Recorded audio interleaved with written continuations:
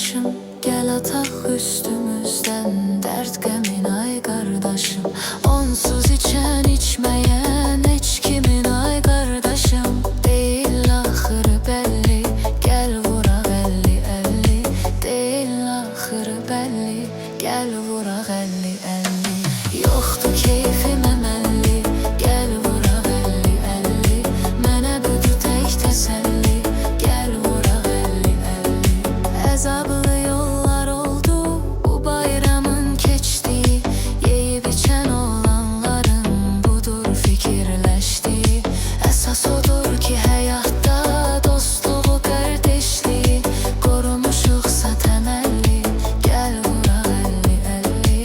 Qorumuşuqsa təməlli, gəl vuraq 50-50. Yoxdur keyfim əməlli, gəl vuraq 50-50.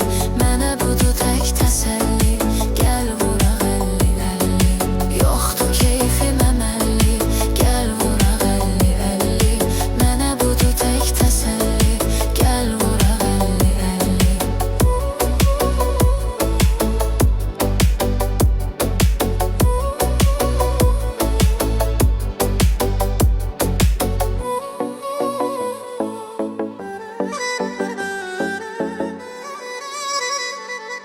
Gəl vuraq 50-50.